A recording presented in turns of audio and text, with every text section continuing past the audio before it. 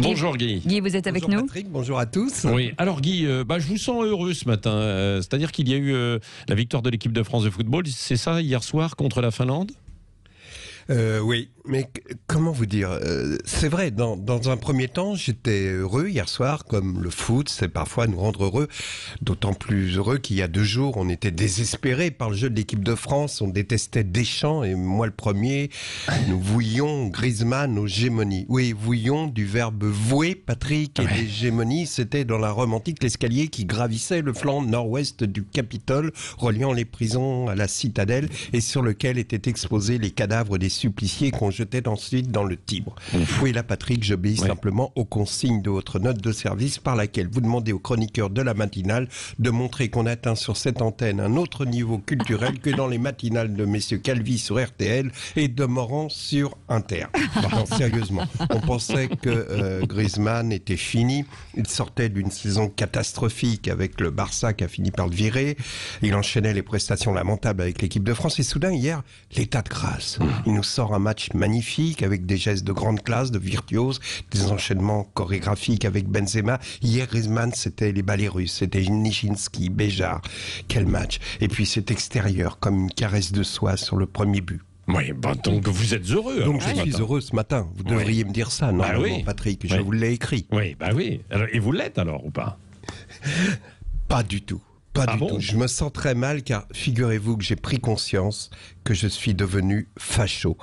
Vous vous rendez compte, je pensais être un homme démocrate, libéral, qui aime partager les joies, les émotions que procurent les cultures et les divertissements populaires. Et voilà qu'un éditorialiste du journal Le Monde m'a expliqué hier que d'être bouleversé par la mort de Bébel était une tentation fascisante car la démagogie sécuritaire n'était pas absente de ces films policiers. Ah bon, mais moi je croyais que c'était du cinéma, comme Tarantino, ça s'appelle de la fiction. Enfin, putain, je suis devenu facho. Tiens, je mériterais d'aller me faire rééduquer dans un camp de Khmer rouge dont le monde saluait la victoire à la une. Vous vous souvenez ? Ah non, je m'en veux. J'ai eu tort d'être bouleversé par la mort de Bébel comme par celle de Johnny. J'ai eu tort de m'enflammer pour un match de foot. Et je suis d'autant plus perturbé que Le Monde est à peu près le seul journal qui donne des infos sur les situations internationales, des analyses intelligentes sur certains sujets de société. J'ai commencé à le lire il y a longtemps. Au début, c'était pour frimer devant les filles au café, devant la fac. Je cachais l'équipe à l'intérieur car j'avais honte. C'était difficile parce que l'équipe avait un format plus grand que la moyenne des journaux et à l'inverse, Le Monde était de format réduit. Enfin bon, toujours dit que j'ai toujours aimé Le Monde, c'est vrai. Et c'est pourquoi, quand il me fait prendre conscience que je suis devenu facho, je suis troublé.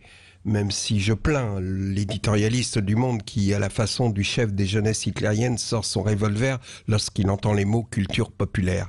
Oui, je te plains.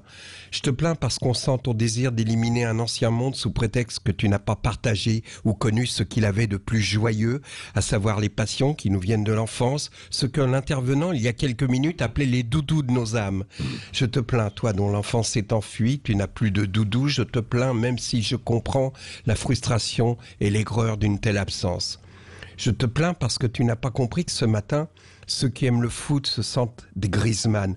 Tous ceux qui vont se réveiller en se sentant finis, désemparés, désespérés de désespérance, en touchant de la main le lit vide à leur côté parce que le sommeil leur a fait oublier un abandon. Ceux qui vont se rendre à l'hôpital 2 jours pour une chimio, ceux qui ont peur de se faire humilier dans un entretien d'embauche par un type en Versace vont prendre cette journée comme Griezmann a pris le match hier, de la même façon qu'en voyant Belmondo, on avait envie de prendre la vie avec la démarche décontractée d'un marin qui débarque. Ça sert à ça, la culture populaire, à booster nos vies l'espace d'une journée, et c'est déjà pas si mal. Alors, on continuera malgré tout à acheter Le Monde. On va quand même pas se résoudre à l'IB aux valeurs actuelles, faut pas exagérer. Mais si vous achetez Le Monde et que vous avez honte de certains de ces éditoriaux à la couleur vert, rouge, brun, c'est-à-dire caca, pas de loi, cachez-le sous l'équipe. Merci. Carlier libre, comme Merci chaque matin, beaucoup. donc à 8h moins 10. À réécouter sur sudradio.fr, bien entendu.